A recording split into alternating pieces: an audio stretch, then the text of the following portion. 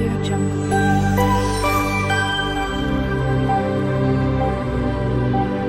Audio Jungle.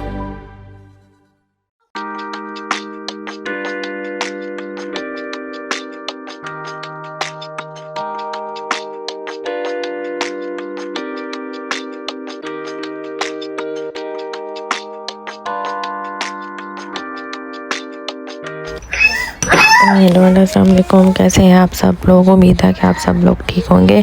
तो चलते हैं आज आप अपनी रेसिपी की तरफ। अल्लाह का नाम लेके बिस्मिल्लाहिर्रहमानिर्रहीम। आज मैं आपके लिए बुने हुए कद्दू गोश्त की रेसिपी लेके आई हूँ। लौकी भी कहते हैं। मैंने 3 टमाटर, 2 प्याज, अदरक, लहसुन और ग्रीन चिलीज़ लिए।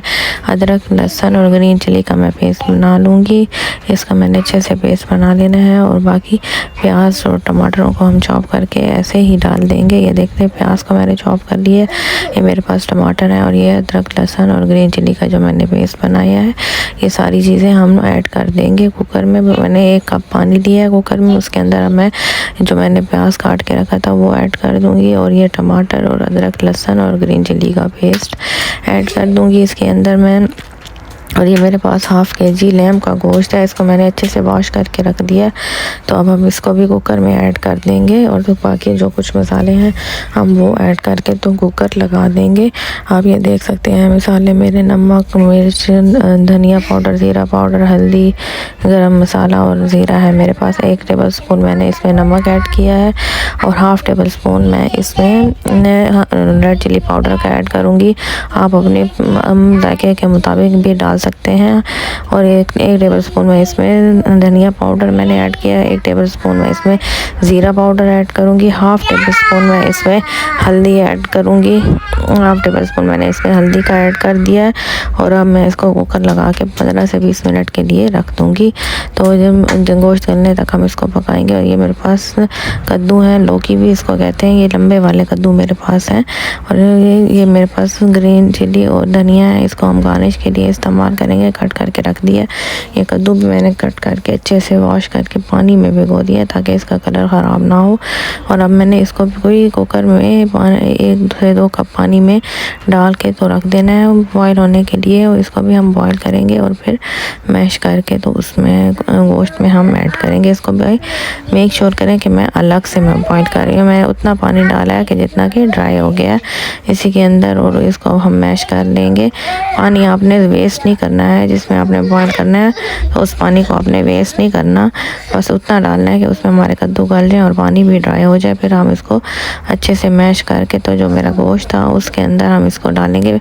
पहले गोश्त को मैंने अच्छे से भूनना है। वो देखने गोश्त भी मेरा गल चुका है और पानी भी इसका ख़त्म हो चुका है। जो मैंने डाला था पानी ड्राई हो चुका है। और ये ग्रीन चिलीज़ मेरे पास जो थी वो मैंने ऐड कर दिया है। और मैंने 1 कप ऑयल डाला था और उसमें ऑयल के अंदर मैंने गोश्त को बहुत अच्छे से भूना है। बहुत अच्छे से आपने इसकी बुनाई करके तो फिर उसमें जो कद्दू मैश करके हमने रखे थे तो वो हम ऐड कर देंगे। इस तरह से आप बनाएंगे तो बहुत ही मज़े के बनेंगे और जो नहीं भी खाता तो वो भी ज़रूर खाएगा। ये मेरे पास खड़े मसाले हैं। इसमें मैंने तेज़ पत्ता डाला है, ज़ीरा, बड़ी इलायची और काली मिर्चें और लौंगे थी मेरे पास और ज़ीरा साबित। ये मैंने डाल के तो इसको भी भून लेना। और जो कद्दू मेरे पास मैश किए हुए थे वो मैं ऐड करके तो अब इसको भुनाई करूँगी मैं अच्छे से। मैंने गोश्त और कद्दू की बुनाई करनी है। आप देख सकते हैं अच्छे से ये भुजिया बन जाएगी। बिल्कुल भुना हुआ बनाना है हमने, शोरबे वाला नहीं बनाना। तो जैसे भुजिया बनती है तो वैसे हमने बनाना है। अब मेरे पास 2 से 3 टेबल स्पून मेरे पास दही है, वो मैंने ऐड कर देनी है। दही से भी इसका जायका बहुत ही मज़े का आएगा। तो आप दही को भी ज़रूर ऐड कीजिएगा। 2 से 3 चम्मच दही फेंट के मैंने ऐड कर दिया। तो अब दही को मैं भूनूंगी इस कद्दू के साथ अच्छे से ताकि हमारी दही का जो पानी है ड्राई हो जाए और हमारी दही अच्छे से भुन जाए। इतनी बुनाई आपने करनी है। तो आप प्लीज़ मेरी रेसिपी को ज़रूर ट्राई किया करें। अब मेरी वीडियो को एंड तक देखा करें, लाइक, शेयर और सब्सक्राइब भी किया करें। ये मेरे पास 2 से 3 प्याज थे, मैंने इसको लंबी शेप में चॉप कर दिया था और वो भी मैं अब इसमें ऐड कर दूँगी। प्याज ये आप इस रेसिपी से बनाएंगे तो जो नहीं भी खाता तो वो खाएगा। तो आप ज़रूर ट्राई कीजिएगा। मुख्तलिफ़ तरीक़ों से आप रेसिपीज़ बनाया करें ताकि आपके घर वाले भी आपसे खुश हों। अब हम प्याज़ों के साथ इसको भूनेंगे। जाएंगे और थोड़ी देर के लिए प्याज को ढक के रख देंगे ताकि हमारे प्याज गल जाए।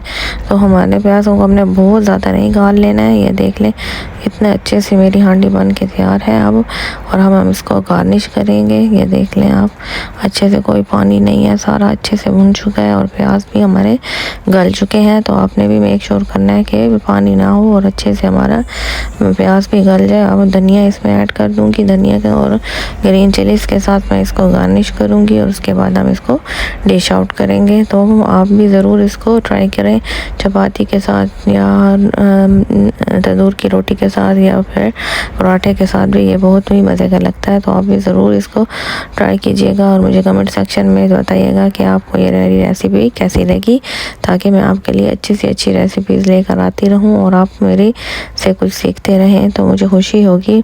ये देख ले मैंने इसको डिश आउट किया और देखिए कितना प्यारा कलर आया है। तो प्लीज़ आप मेरे वीडियो को लाइक, शेयर और सब्सक्राइब भी कीजिएगा। Till then take care and अल्लाह हाफ़िज़।